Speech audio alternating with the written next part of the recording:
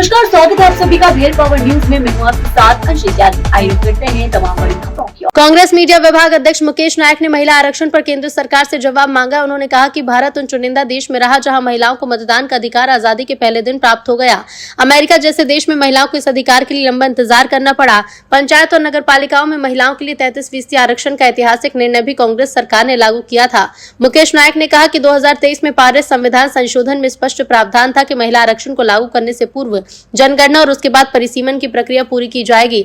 अब जो परिस्थितियां सामने आ रही हैं, संकेत देती हैं कि सरकार अपने प्रावधान से पीछे हट रही है। साल 2023 में पारित महिला आरक्षण विधेयक की अधिसूचना जारी की जा चुकी है। जब लोकसभा में उसी विषय से जुड़े संशोधन विधेयक पर चर्चा और मतदान का औचित्य क्या है। उन्होंने सवाल उठाया कि क्या ये पूरी प्रक्रिया केवल राजनीतिक उद्देश्य से संचालित हो रही है। ये स्थिति न केवल भ्रम पैदा करती बल्कि सरकार की नीयत पर भी सवाल उठाती है। ये विधेयक वास्तव में महिला आरक्षण का नहीं बल्कि परिसीमन से जुड़ा प्रतीत होता है, जिस पर महिला आरक्षण का आवरण डाला जा रहा है। पिछले 30 महीने में ऐसा क्या बदल गया कि 2023 के बाद की जनगणना के बाद के आधार करने वाली सरकार अब 2011 की जनगणना की ओर लौटती नजर आ रही है। इसका जवाब देश की जनता को मिलना चाहिए। पत्रकार बंधुओं और हमारे साथी राष्ट्रीय प्रवक्ता भाई अभय दुबे जी,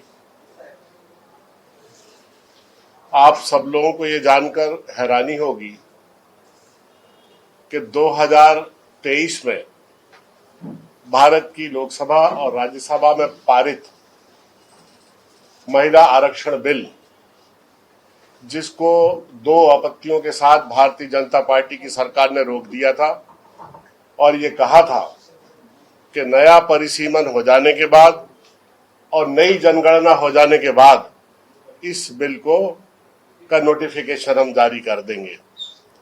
लेकिन कल आधी रात को आनन फानन में सरकार ने नोटिफिकेशन जारी कर दिया, ये जानते हुए भी कि लोकसभा में संशोधन विधेयक पर कल चर्चा होने वाली है और 4 बजे मतदान होना है। ये जानते हुए भी नोटिफिकेशन गवर्नमेंट ने जारी कर दिया। ये बिल्कुल मंशा साफ जाहिर हो गई भारतीय जनता पार्टी की कि इनका उद्देश्य महिला आरक्षण बिल को पारित करना नहीं है। वस्तुतः ये नए परिसीमन पर फोकस कर रहे हैं, जो राजनीतिक उद्देश्यों को लेकर इन्होंने नए परिसीमन के दूसरे बिल को लोकसभा के अंदर पारित होने के लिए रखा है।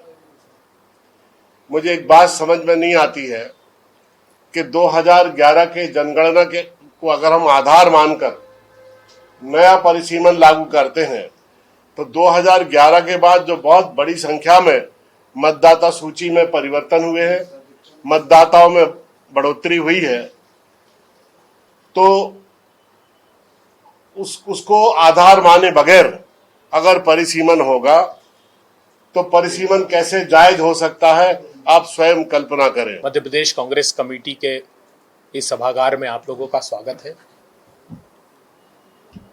हमारे बीच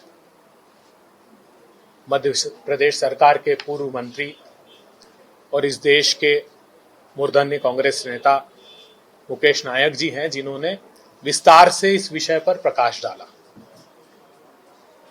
हम दोनों सामूहिक रूप से भारतीय जनता पार्टी की, केंद्र की और राज्य की सरकार से एक ही प्रश्न करना चाहते हैं कि क्या कोई कानून अधिसूचित किए बगैर आप उसका संशोधन लोकसभा में ला सकते हैं?